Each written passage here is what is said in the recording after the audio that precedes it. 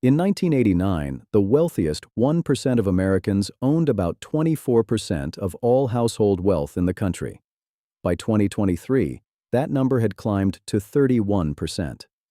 That's not a blip, that's a consistent, measurable trend that continued across recessions, recoveries, financial crises, and every administration in between. And here's what makes that number interesting. It didn't happen because rich people worked harder. It didn't happen because they made better decisions at the grocery store or woke up earlier. The economy grew. Wages grew, slowly, unevenly, but they grew. And yet the gap kept widening. So the obvious question is, why? The answer most people reach for is effort, talent, maybe luck. But those explanations don't hold up when you look at the actual mechanics of how wealth accumulates. Because there's a structural reason the rich keep getting richer. And it has almost nothing to do with what you were told growing up. That's what this video is actually about. The first thing to understand is that there are two completely different ways to make money in this economy, and they don't just pay differently. They operate under completely different rules, with different tax treatment, different growth trajectories, and different relationships with time. The first is earning income. You trade your time, your skills, or your labor for a paycheck. The second is owning assets. Stocks, real estate, businesses, bonds, or any other instrument that generates returns simply by existing in your name. Most people spend their entire working lives in the first category. That's not a personal failing. It's the default setting of an economy built around wage employment. When you earn a salary, your income is capped by two hard limits: the number of hours in a day and the rate someone is willing to pay for your time. You work, you get paid. You stop working, the money stops. That's a linear relationship. Effort in, dollars out, one for one. There is a ceiling, and most people hit it relatively early in their careers. Income can grow through promotions, raises, or switching jobs, but it grows arithmetically, one step at a time, tied directly to your continued participation. The moment you stop, so does the income. Asset ownership works on a completely different logic. A share of stock doesn't need you to show up anywhere. A rental property generates income while you sleep. A business you own earns money from customers you've never met, managed by people you've never spoken to. The asset works. You collect. And critically, assets tend to appreciate. The S&P 500 has returned an average of approximately 10% per year over the last century, including dividends reinvested. Real estate in major U.S. markets has historically appreciated between 3% and 5% annually on top of any rental income generated. That means someone who owns $1 million in diversified assets, without doing a single thing, can reasonably expect their net worth to increase by $80,000 to $100,000 in a single year. The median American household income in 2023 was approximately $74,000. Before taxes. You can see the problem. But the deeper issue isn't just the annual return. It's what happens when you stack those returns over time. An asset growing at 8% annually doubles in roughly 9 years. That's the rule of 72, a simple mathematical relationship that applies regardless of the asset class. $500,000 becomes $1 million, then $2 million, then $4 million, on a fixed, predictable timeline, without the owner doing anything beyond holding the position. Wage income doesn't work like that. Your salary doesn't double every 9 years because you keep showing up. It grows, when it grows at all, incrementally, and almost always below the rate at which assets appreciate. Here's the structural implication. The longer someone has been accumulating assets, the faster their wealth grows, not because they're doing more work, but because the base is larger. This is the compounding effect applied to net worth, and it's self-reinforcing. The people who entered asset ownership earlier, because they had the capital, the knowledge, or simply the inheritance, are now operating on a much larger base than someone starting from zero. The gap isn't just a snapshot of inequality, it's a moving target that gets harder to close the longer you wait to enter. None of this means that earning a high income is irrelevant. What it means is that income alone is not a wealth-building engine, it's a funding mechanism. It covers expenses, generates potential savings, and in the best case provides the capital needed to begin buying assets. But without conversion into productive assets, income does not produce compounding returns. It produces a paycheck, and paychecks don't compound. That distinction between earning and owning is the single most important structural fact separating the financial trajectory of the top 1% from everyone else. The question that follows is, why can't people simply convert their savings into the same assets the wealthy are using? The question of why more people don't simply buy assets points directly to a resource problem, and that's real. But there's a second layer underneath it that most people never examine, and it explains why even people who do manage to accumulate savings often end up with less than they should. That layer is the tax code, and the tax code does not treat all income equally. This is not a political opinion. It is a structural fact written into federal law, and understanding it is essential to understanding why the gap between wage earners and asset owners keeps widening regardless of how hard either group works. When you earn a salary, your income is subject to ordinary income tax. In the United States, federal rates range from 10% at the bottom of the bracket to 37% at the top. Add payroll taxes, Social Security and Medicare, and a typical middle-income earner is effectively handing over somewhere between 25% and 35% of every dollar earned before they ever see it. That's the cost of trading time for money. Wage income is the most heavily taxed form of income in the United States, and it has been for most of the modern tax era. Every dollar you earn at work arrives already reduced by a tax system that treats labor as the primary taxable event. Now consider what happens when you earn money through capital gains, meaning you sell an asset that appreciated in value. If you held that asset for more than 1 year, the profit is taxed at the long-term capital gains rate. For most middle-income Americans, that rate is 15%. For higher earners, it tops out at 20%. No payroll tax on top, just 15 to 20 cents on the dollar, compared to the 25 to 35 cents a wage earner pays on the same nominal amount. Same dollar figure, different origin, dramatically different tax bill. And this is not a marginal difference. On a $200,000 gain, it can represent $30,000 to $40,000 in additional tax liability depending on how that income was generated. This is not a loophole. It is explicit federal policy written into the tax code and defended on the argument that lower capital gains rates encourage productive investment. Whether that argument is correct is a separate debate. Economists disagree sharply. What is not in dispute is the structural consequence. Someone who earns $200,000 from a salary pays a meaningfully higher effective rate than someone who earns $200,000 from selling appreciated stock. And the person paying less is, almost by definition, already wealthier, because they had assets to sell in the first place. The tax code rewards owning capital more than it rewards generating income through labor. That asymmetry compounds year after year. There's one more mechanism worth examining, and it operates at the intersection of wealth and inheritance, stepped-up basis. When a wealthy individual dies and passes assets to their heirs, those heirs inherit the assets at their current market value, not at the original purchase price. Any capital gains accumulated over the deceased person's lifetime are erased for tax purposes at the moment of transfer. A stock portfolio worth $10 million, originally purchased for $1 million, passes to the next generation with a $10 million cost basis. The $9 million in gains that would have been taxed if the original owner had sold are simply eliminated. This is how capital transfers across generations without triggering the tax events that apply to anyone earning equivalent income through work. It is legal. It is intentional. It has survived repeated reform attempts. And it means that inherited wealth does not just transfer value. It transfers the full compounding potential of that value, untaxed, into the next generation. The tax structure, taken together, preferential rates on capital gains, stepped-up basis at inheritance, the absence of payroll taxes on investment income, creates a system where the returns on wealth are consistently less taxed than the returns on work. And the wider the wealth gap grows, the more people are on the capital side of that equation versus the labor side. Which brings us to what those assets actually look like at the level where the real returns are generated. Because not all assets are created equal, and access to the highest returning ones is far from universal.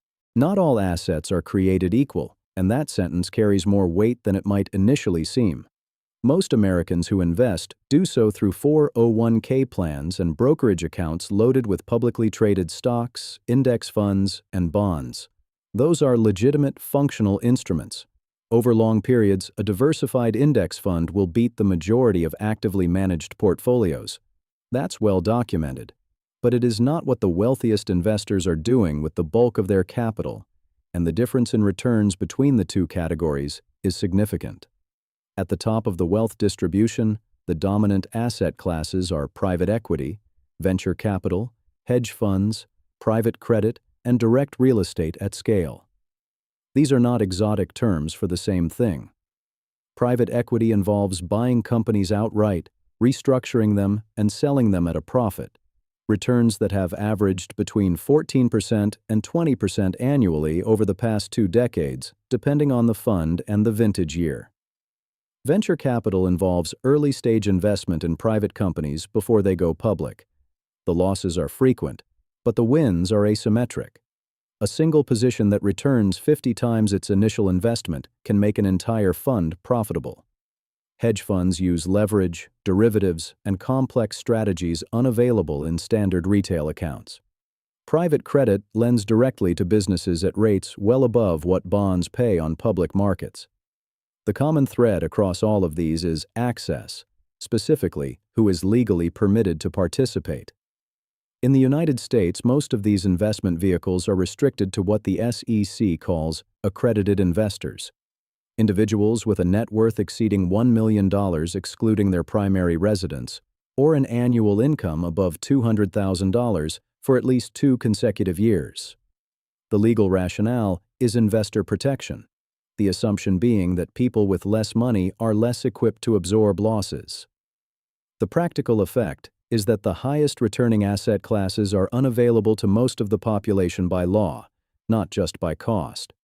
This creates a structural ceiling on returns for the non-wealthy investor that has nothing to do with skill or knowledge. Someone with $50,000 in savings can buy index funds. Someone with $5 million in investable assets can allocate a portion to a private equity fund targeting 16% annual returns. Over 20 years, at an 8% average annual return, $50,000 grows to approximately $233,000. At 16%, that same principal grows to approximately $1.04 million. The compounding divergence is not a matter of one person making smarter decisions. It's a matter of one person having access to a category of return that the other is legally excluded from. Wealth buys access. Access generates higher returns. Higher returns produce more wealth. The cycle is self-reinforcing by design. There's a second dimension to this that operates below the level of formal investment vehicles: information. Wealthy investors, particularly those who move in circles where capital allocation is a primary activity, receive information about opportunities, risks, and market conditions that does not reach the general investing public. This is not always about insider trading, which is illegal. It's about the informal network of advisors, lawyers, board members, and fund managers who exist within a relatively small community of high net worth individuals. A limited partnership stake in a promising private company is rarely advertised. It circulates through relationships, and relationships, like capital, tend to concentrate. The result is a 2-tier investment economy. One tier is accessible to everyone, liquid, regulated, transparent, and capped in its return potential by the efficiency of public markets. The other tier is accessible only to those who already have enough wealth to qualify, offers structurally higher returns, and is reinforced by networks that make the gap in information and opportunity as significant as the gap in capital. Which brings us to the mechanism that ties all of these advantages together, the one that allows wealthy individuals to expand their asset base without selling what they already own. The mechanism that ties the previous advantages together is leverage, specifically, the ability to borrow against existing assets to acquire more assets without triggering a taxable event in the process. This is one of the least discussed structural advantages in the wealth accumulation system, and it operates almost entirely outside the awareness of most working Americans. because most working Americans don't have assets significant enough to borrow against at favorable rates. Here's how it works in practice. A wealthy individual holds a portfolio of appreciated stock worth $10 million. Selling that stock would trigger capital gains taxes on whatever portion represents profit. Instead, they approach a major bank. Most large financial institutions offer this service to high-net-worth clients and use the portfolio as collateral for a low-interest loan. The loan rate might be 3% to 5%, depending on the market environment and the relationship with the bank. The individual receives cash, sometimes tens of millions of dollars, without selling a single share, without triggering a single taxable event, and without reducing their exposure to future appreciation in the underlying assets. They then use that cash to acquire additional assets, more real estate, a stake in a private company, another portfolio position. The arithmetic of this is striking. If the borrowed cash is deployed into assets returning 10% to 15% annually, and the borrowing cost is 4%, the net return on the leveraged capital is 6% to 11%, earned entirely on money that cost nothing to generate from the investor's own cash flow. The underlying assets continue to appreciate. The loan is eventually repaid, sometimes from asset sales, sometimes from the cash flow generated by the new assets acquired with the borrowed funds, and sometimes simply rolled over indefinitely. In the most aggressive versions of this strategy, wealthy individuals live entirely on borrowed money, never selling assets, never realizing capital gains, and never paying income tax on the wealth they are effectively spending. The loan proceeds are not income, they are debt, and debt is not taxed. This strategy has a name in financial circles: buy, borrow, die. You buy assets. You borrow against them to fund your lifestyle and further investments.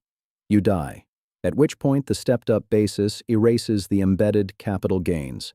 Your heirs inherit the appreciated portfolio, and the cycle begins again in the next generation. The loan is repaid from the estate, but the tax liability on decades of appreciation simply disappears. It is a complete circuit: asset accumulation, tax-free liquidity, and tax-free transfer that is legally available, actively marketed by wealth management divisions of major banks, and completely inaccessible to anyone without a sufficiently large asset base to use as collateral. The contrast with how most Americans access credit is instructive. A middle-income household borrows money in the form of a mortgage at 6% to 7%, a car loan at 7% to 9%, or a credit card at 20% or more.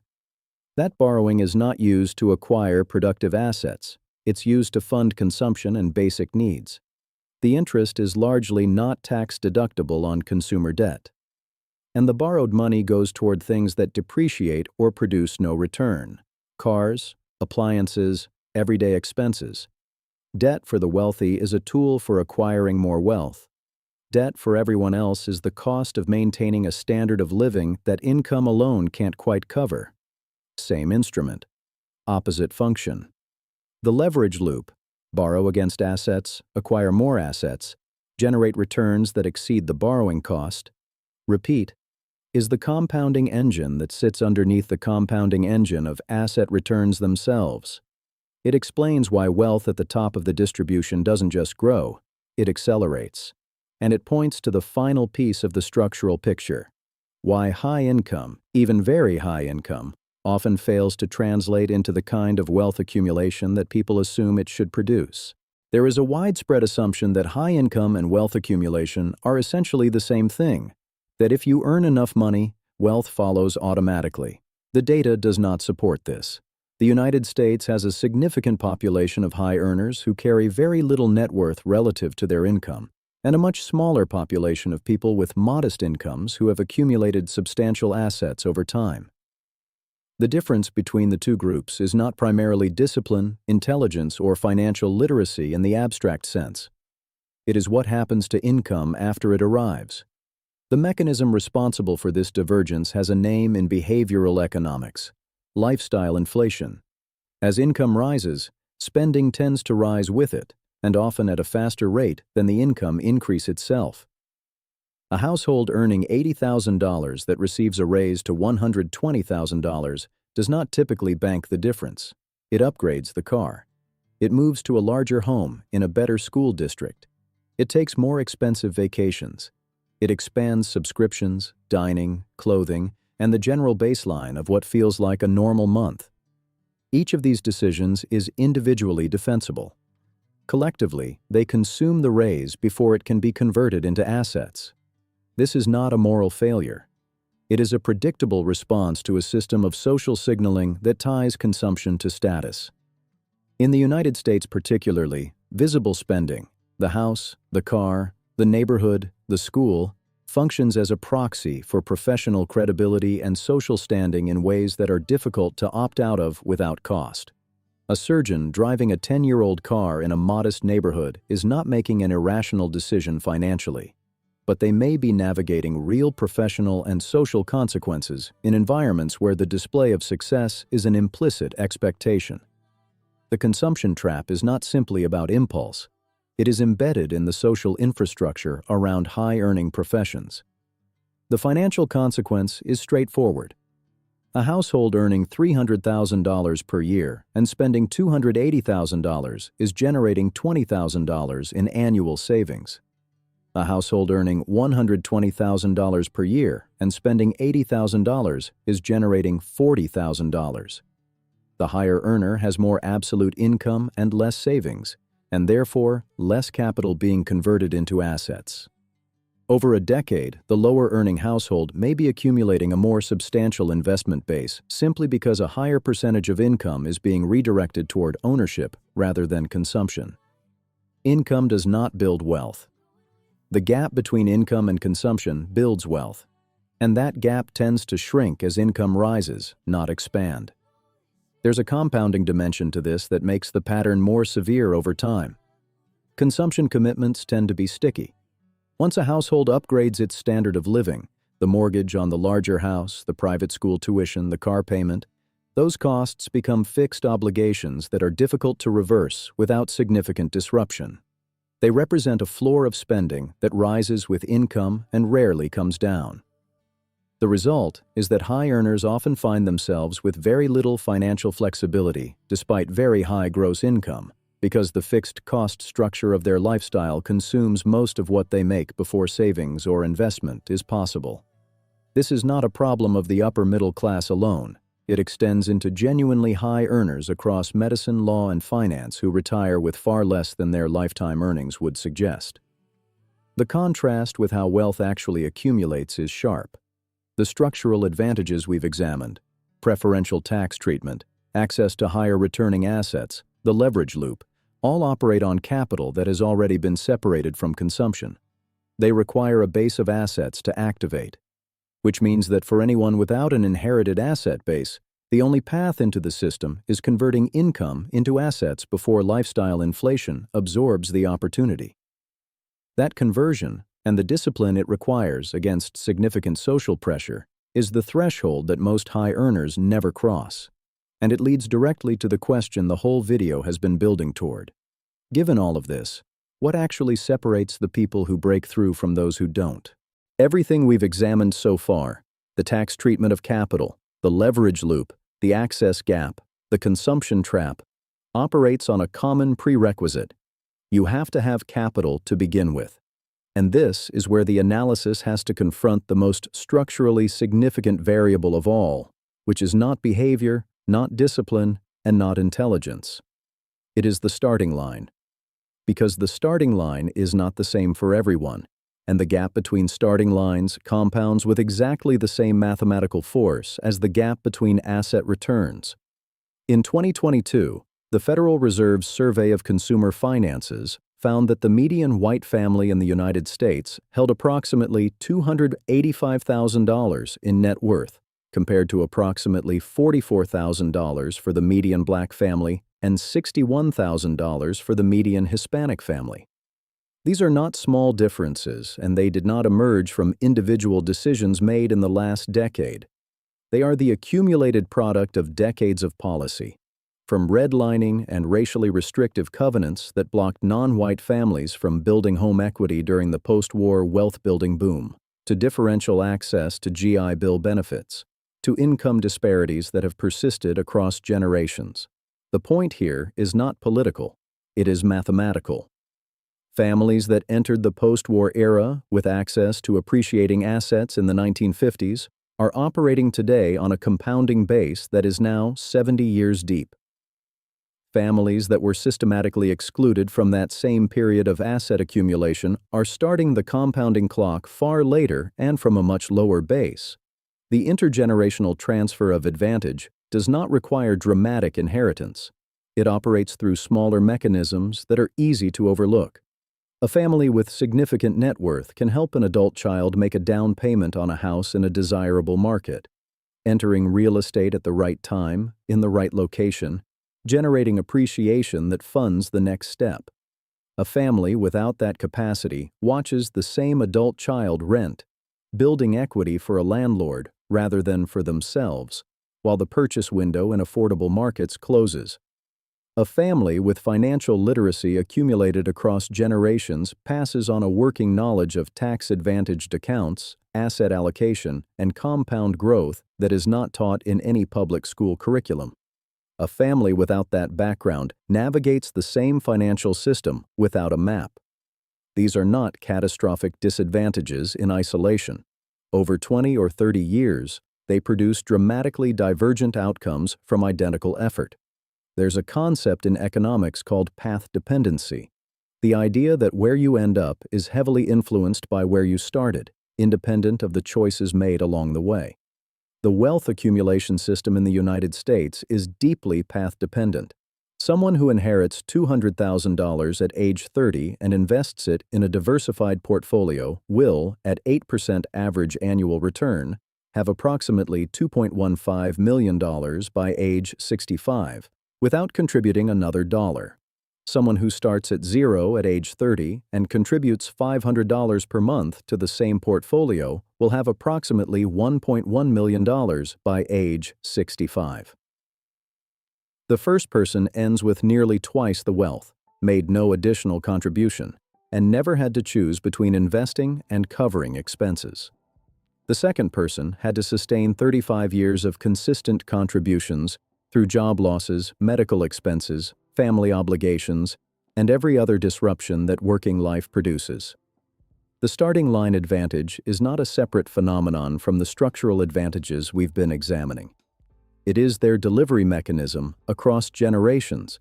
It is how preferential tax treatment, access to private markets, and the leverage loop transfer from one generation to the next without requiring the next generation to build anything from scratch. Which means that the question of why rich people keep getting richer is ultimately not a question about rich people at all. It's a question about a system that was designed, or at least evolved, to preserve and amplify whatever advantage existed at the starting point. And that leads directly to what this actually means for anyone watching this who is not starting with an inherited asset base. So here's the actual answer to the question this video started with. The real reason rich people keep getting richer is not that they work harder, think differently, or make smarter individual decisions. It is that they operate inside a system that is structurally calibrated to amplify existing capital, through tax treatment that favors ownership over labor, through access to asset classes with higher return profiles, through the ability to borrow against wealth to acquire more wealth without triggering tax events, and through an intergenerational transfer mechanism that preserves and compounds all of those advantages across decades without the next generation having to rebuild from zero. The system does not reward effort, it rewards position. And position, once established, is self-reinforcing in ways that effort alone cannot overcome. This is not a counsel of despair. Understanding the structure of a system is the precondition for navigating it intelligently. And there are entry points available to people who don't start with an inherited asset base, even if those entry points are narrower and require more deliberate use. Tax-advantaged accounts, 401ks, Roth IRAs, HSAs, exist precisely to extend some of the preferential tax treatment of capital to wage earners who use them correctly. Maxing these accounts consistently, starting as early as possible, is not a workaround. It is a legitimate use of the same logic that governs wealth accumulation at the top. The compounding math works the same way at $6,500 per year as it does at $650,000. It just takes longer to reach a base large enough to activate the structural advantages that follow. The conversion of income into assets before lifestyle inflation absorbs it is the single most controllable lever available to someone without an inherited base. Not the most exciting, not the one that gets covered in financial media, but the one that actually changes the trajectory, because without an asset base, none of the other mechanisms we discussed are accessible. You cannot borrow against assets you don't own. You cannot access private equity without the threshold net worth. You cannot benefit from stepped-up basis without something to pass on. The asset base is the key that unlocks every other structural advantage in the system.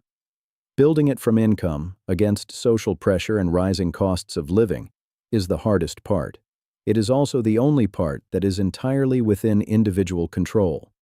The broader picture, the tax code, the accredited investor framework, the inheritance mechanisms, those are policy questions that operate at a level beyond individual financial decisions. They are worth understanding because they explain why individual decisions, even optimal ones, produce different outcomes depending on where you started. The person making perfect financial decisions from a zero base will accumulate wealth more slowly, with more friction, and with more exposure to disruption than the person making identical decisions from an inherited base. That is a fact of the system, not a personal failing. Knowing it doesn't change it, but it does clarify what you're actually navigating, and that clarity is worth something. The wealth gap documented in the Federal Reserve data, the 1% ownership share that has grown from 24% to 31% over the past 30 years, is not primarily a story about individual choices. It is a story about compounding structural advantages operating over time on unequal starting positions. The rich keep getting richer because the system they operate in was built to ensure that capital produces more capital, and that the advantages attached to capital transfer reliably across generations. That is not a conspiracy. It is arithmetic. And arithmetic, at least, can be understood, which is the first step toward using it instead of being used by it. If you've made it this far with me, I want to invite you to subscribe to our channel and follow along every day. Share this video with 5 people who you think would benefit from understanding how this system actually works. Not the version they were told, but the version the numbers describe. Leave a comment below telling me which part of this surprised you most, or what topic you'd like us to pull apart next. We read everyone.